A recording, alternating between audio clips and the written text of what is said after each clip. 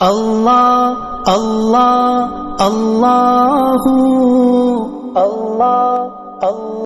السلام علیکم ورحمۃ اللہ وبرکاتہ۔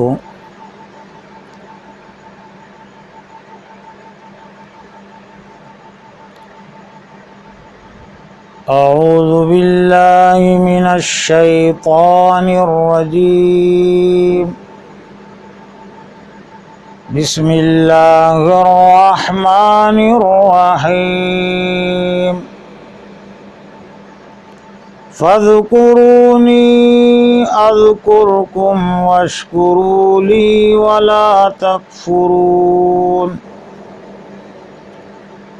یا ایھا الذین آمنوا استعینوا بالصبر والصلاح ان اللہ مع الصابرین۔ صدق اللہ العظیم۔ محترم حضرات اور سامعین اکرام، آج کے اس خصوصی اجتماع یا خصوصی درس قرآن کی مجلس میں سورہ بقرہ کی دو آیتیں، آیت نمبر 152 اور آیت نمبر 153 کی تلاوت ہوئی۔ ان دو آیتوں میں اللہ تعالیٰ نے امت مسلمہ کے متعلق اپنی پالیسی، اپنے طریقہ کار کی دو اہم دفعہ بیان کی۔ اللہ کے طریقہ کار یا اللہ کی پالیسی کو قرآن مجید میں، سنت اللہ کے نام سے بیان کیا گیا، اور اللہ تعالیٰ نے خود اپنے طریقہ کار یا اپنی پالیسی کے متعلق یہ واضح اعلان کر دیا، وَلَن تَجِدَ لِسُنَّتِ اللَّهِ تَبْدِيلًا، کہ تم ہرگز اللہ کے طریقہ کار میں، اللہ کی سنت میں، اللہ کی پالیسی میں تبدیلی نہیں پاؤ گے۔ اور کہیں فرمایا گیا وَلَن تَجِدَ لِسُنَّتِ اللَّهِ تَحْوِيلًا، تم اللہ کی سنت میں، اللہ کے طریقہ کار میں کوئی تبدیلی نہیں پاؤ گے۔ جو دو آیتیں تلاوت کی گئی ہیں اس کی ترجمانی اس طرح ہیں: پس تم مجھے یاد کرو، یاد رکھو، میں تمہیں یاد کروں گا، یاد رکھوں گا، اور میرا شکر کرو اور ناشکری، نافرمانی مت کرو۔ اے لوگو جو ایمان لائے ہوں، مدد طلب کرو صبر اور نماز کے ذریعے، بے شک اللہ تعالیٰ صبر کرنے والوں کے ساتھ ہے۔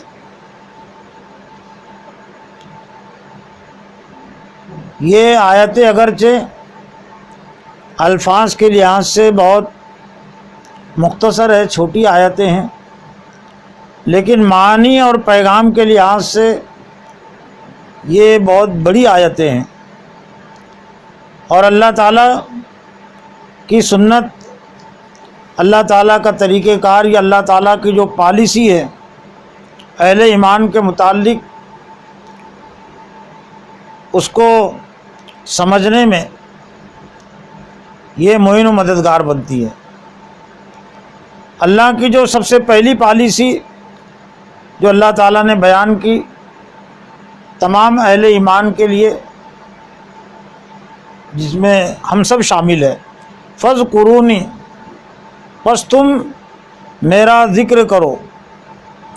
یہاں ذکر کرنے سے مراد صرف اللہ کے نام کا ورد نہیں ہے، صرف اللہ کے نام کا ذکر نہیں ہے، یہاں ذکر کا بہت وسیع مفہوم اور مطلب ہے۔ اللہ کے ذکر کا مفہوم مطلب یہ کہ اللہ کی عظمت اور اللہ کے ڈر و خوف کو اور اللہ کے حکموں کو سامنے رکھو. فاذکرونی، پس تم مجھے یاد رکھو.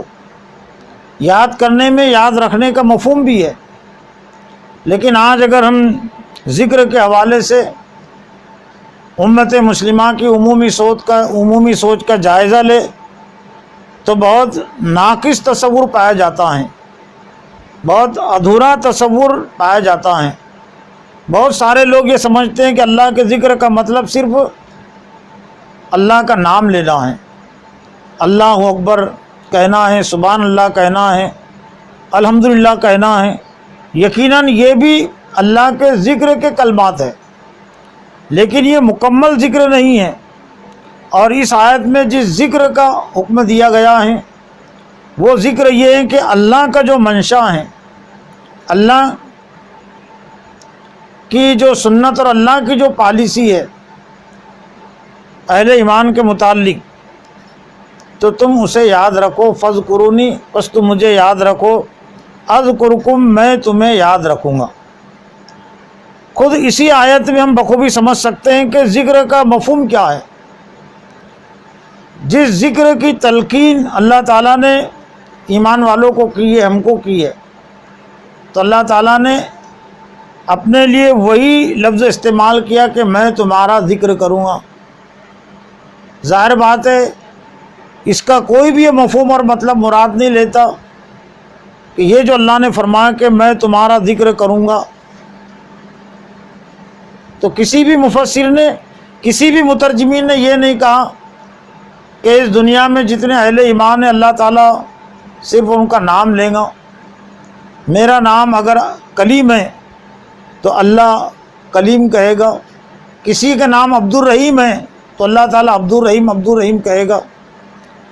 سب مترجمین اور مفسرین اس بات پر متفق ہے کہ یہ جو اللہ نے فرمایا کہ میں تمہیں یاد رکھوں گا، تو مطلب یہ کہ تمہاری جو ضروریات ہے اور تو جو تمہارے جو مسائل ہے میں انہیں حل کروں گا، میں تمہیں کامیابی عطا کروں گا، میں تمہیں تمہارے دشمنوں سے بچاؤں گا، میں تمہیں ذلت اور رسوائی سے بچاؤں گا، ناکامی سے، نامرادی سے میں تمہیں بچاؤں گا. یہ مفہوم ہے اللہ کا اہل ایمان کو یاد کرنے کا. اور خود قرآن مجید کی دیگر آیات کے ذریعے سے بھی ذکر کی حقیقت واضح ہوتی ہے. حضرت ابراہیم علیہ السلام کے متعلق قرآن مجید میں کہا گیا کہ وَاذْكُرْ فِي الْكِتَابِ ابراہیم، اور اس کتاب میں حضرت ابراہیم علیہ السلام کا ذکر کرو. ظاہر بات ہے کسی بھی مترجمین اور کسی بھی مفسر نے یہاں یہ مفہوم مراد نہیں لیا کہ اس آیت میں حضرت ابراہیم علیہ السلام کے نام کی تسبیح پڑھنا ہے یا ابراہیم کہنا ہے. یہاں جو کہا گیا کہ وَاذْكُرْ فِي الْكِتَابِ ابراہیم، اس کتاب میں ابراہیم علیہ السلام کا ذکر کرو، مطلب ابراہیم علیہ السلام کو یاد رکھو. حضرت ابراہیم علیہ السلام کی جو زندگی ہے وہ زندگی کو سامنے رکھو. تو اس آیت میں بھی یہی مفہوم مراد ہے کہ فاذکرونی، پس تم مجھے یاد رکھو، میری مرضی کو، میرے منشا کو تم ہمیشہ سامنے رکھو، ذہن میں رکھو. گویا کہ ذکر کے حوالے سے 3 الفاظ بنتے ہیں. ایک ہے اللہ کو زبان سے یاد کرنا، جس کو ذکر لسانی کہتے ہیں، اور ایک ہے اللہ کو دل سے یاد کرنا، یاد رکھنا، جس کو ذکر قلبی کہتے ہیں، اور ایک ہے عمل کے لحاظ سے اللہ کو یاد رکھنا، یاد کرنا، جس کو ذکر عملی کہتے ہیں. لیکن اس میں جو اہم چیز ہے وہ یہ کہ ذکر قلبی، دل میں ہم اللہ کو یاد رکھے اور عمل میں ہم اللہ کو یاد رکھے، تو یہ اصل مراد ہے. اذکرکم، میں تمہیں یاد رکھوں گا. اب ایک طرح سے اللہ نے یہ فیصلہ ہم پر چھوڑ دیا کہ تم کتنا چاہتے ہو کہ اللہ تمہیں یاد رکھے. تم جتنا اللہ کو یاد رکھو گے تو اللہ تمہیں اتنا ہی یاد رکھے گا. تم جتنے شعبوں میں اللہ کو یاد رکھو گے تو اللہ اتنے شعبوں میں تمہیں یاد رکھے گا. اور امت مسلمہ کی تاریخ یہ بتاتی ہے کہ جب تک امت مسلمہ نے اللہ کو یاد رکھا تھا اور جتنے شعبوں میں یاد رکھا تو اللہ تعالیٰ نے امت مسلمہ کو یاد رکھا تھا. آج سے 200 سال پہلے تک، یعنی گویا کہ حضور صلی اللہ علیہ وسلم کی نبوت اور بعثت سے لے کر 12 صدیوں تک امت مسلمہ نے میدان سیاست میں اللہ کو یاد رکھا تھا، اللہ کے دین کو، اللہ کے قوانین کو یاد رکھا تھا. تو اللہ تعالیٰ نے امت مسلمہ کو یاد رکھا تھا، اور 12 صدیوں تک اس دنیا میں سپر پاور اگر کوئی طاقت تھی، کوئی قوم تھی، تو وہ تھی امت مسلمہ. لیکن یہ 2 صدیاں ایسی گزر رہی ہے کہ امت مسلمہ نے خصوصیت کے ساتھ میدان سیاست میں اللہ کو بھلا دیا. اسلام کی اور دین کی جو سیاسی تعلیمات ہے ان تعلیمات کو بھلا دیا، یعنی گویا کہ اللہ کو بھلا دیا. تو اللہ تعالیٰ نے بھی امت مسلمہ کو میدان سیاست میں بھلا دیا. چنانچہ اس کے نتیجے میں آج اس دنیا میں میدان سیاست میں سب سے کمزور ترین، بے بس ترین، ذلیل ترین، رسوا ترین اگر کوئی قوم اور ملت ہے تو وہ ہے مسلمان قوم. یہاں تک کہ ان ممالک میں بھی وہ کمزور اور بے بس ہے جن ممالک میں مسلمانوں کے ہاتھ میں حکومت ہے، لیکن وہاں پر بھی بے بس اور کمزور ہے. کیوں؟ کہ مسلم ممالک نے بھی اسلامی سیاست کو نظر انداز کر دیا، بھلا دیا. عربوں نے بھی اسلامی سیاست کو بھلا دیا، تو عرب بھی اس وقت کمزور ترین اور بے بس ترین قوم ہے. پاکستان اور بنگلہ دیش والوں نے بھی میدان سیاست میں اللہ کو بھلا دیا، تو پاکستانی مسلمان، بنگلہ دیشی مسلمان بھی میدان سیاست میں کمزور ترین، بے بس ترین ہیں. ہندوستانی مسلمانوں نے اللہ کو بھلا دیا میدان سیاست میں. تو اس ملک میں سب سے کمزور ترین، بے بس ترین اگر کوئی قوم ہے تو وہ ہے مسلم قوم. جبکہ اسی ہندوستان میں، اسی بر صغیر میں 12 صدیوں تک اللہ تعالیٰ نے مسلمانوں کو غالب کیا تھا، اور یہاں کی جو دیگر اقوام ہیں وہ مسلمانوں کی محکوم تھی، وہ مسلمانوں کی تابع تھی. تو وہ اللہ کی عین پالیسی کے مطابق تھی. فَاذْكُرُونِي أَذْكُرْكُمْ، تم مجھے یاد رکھو میں تمہیں یاد رکھوں گا. وَاشْكُرُوا لِي وَلَا تَكْفُرُونَ، اور میرا شکر کرو. یعنی گویا کہ میں نے جو تمہیں دین دیا ہے، میں نے جو تمہیں ہدایت دی ہے، تم اس کی قدردانی کرو اور ناشکری، ناقدری مت کرو. پھر دوسری آیت میں اللہ تعالیٰ نے اپنی ایک دوسری دفعہ اور پالیسی کا ایک دوسرا حصہ بیان کیا. یا ایھا الذین آمنوا استعینوا بالصبر والصلاۃ، اے لوگوں جو ایمان لائے ہوں مدد طلب کرو، مدد چاہو صبر اور نماز کے ذریعے، بے شک اللہ تعالیٰ صبر کرنے والوں کے ساتھ ہے. اس آیت کا تعلق بھی اس سے پہلے کی آیت سے ہے. یعنی اللہ کو یاد رکھنا یہ ذرا مشکل کام ہے، لیکن اگر تم نے صبر سے مدد لی اور تم نے نماز سے مدد لی تو پھر اللہ کو یاد کرنا اور اللہ کو یاد رکھنا زندگی کے معاملات میں یہ آسان ہے. استعینوا بالصبر والصلاۃ، صبر کہتے ہیں دین اور ایمان کی خاطر جو تکلیفیں پہنچتی ہیں انہیں برداشت کرنا. قرآن مجید میں ایک مقام پر سورہ ابراہیم کے آیت نمبر 12 میں اللہ تعالیٰ نے انبیاء علیہ السلام کے حوالے سے جو صبر کا لفظ استعمال کیا، اس سے ہم بخوبی سمجھ سکتے ہیں کہ صبر کے معنی کیا ہیں. انبیاء علیہ السلام کے حوالے سے بات کہی گئی، وما لنا اللہ نتوکل علی اللہ وقد ہدانا سبلنا ولنصبرن علی ما آذیتمونا وعلی اللہ فلیتوکل المتوکلون.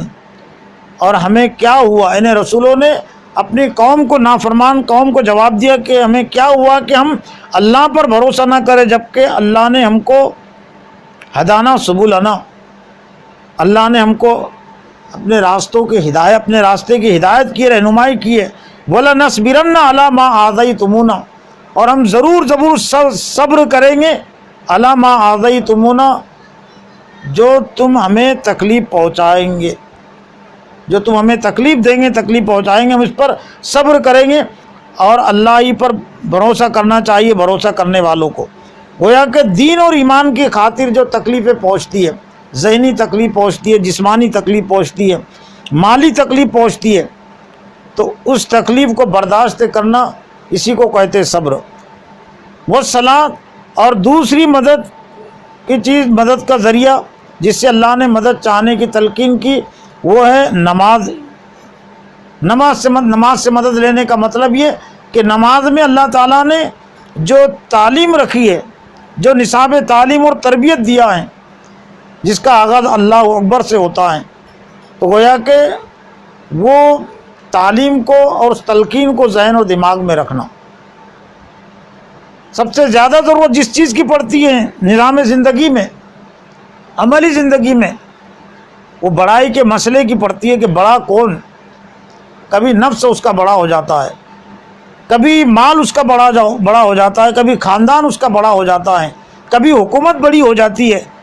تو اگر نماز سے اگر ہم مدد لیں، اور نماز سے مدد لینا ضروری ہے، تو نماز ہماری مدد کرے گی، اور نماز اس مسئلے کو چٹکی میں حل کر دیں گی۔ چٹکی میں اس نے مسئلہ حل کر دیا، اللہ اکبر، اللہ سب سے بڑا ہے، مطلب اللہ کا حکم سب سے بڑا ہے، تمہارے نفس کا حکم بڑا نہیں ہے، تمہارے خاندان کا حکم سب سے بڑا نہیں ہے، حکومت کا حکم سب سے بڑا نہیں ہے۔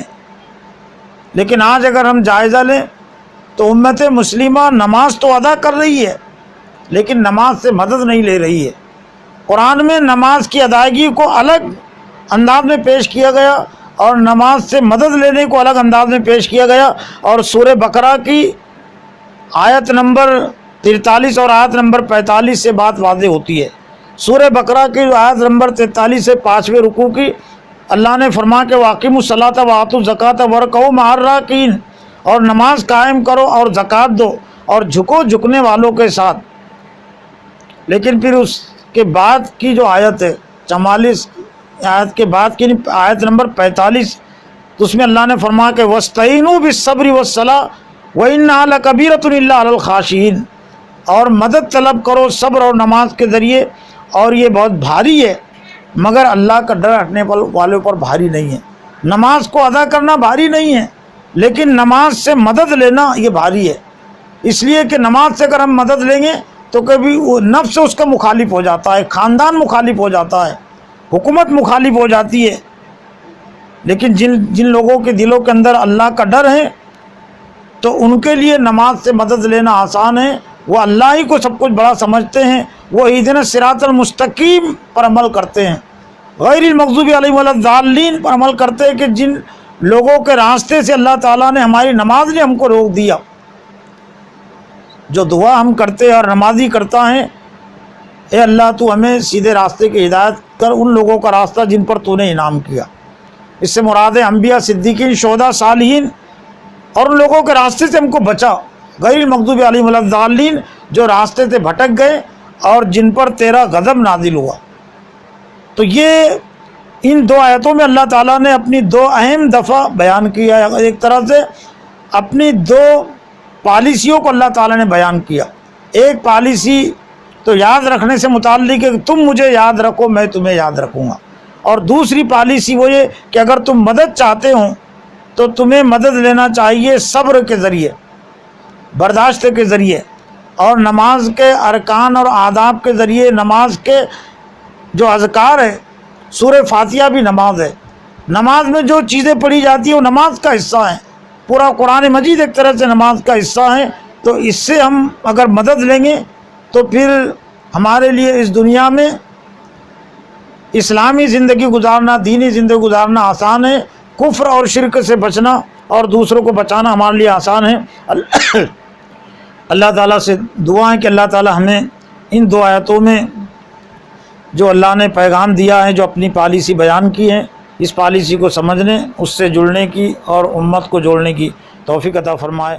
وآخر دعوانا ان الحمد للہ رب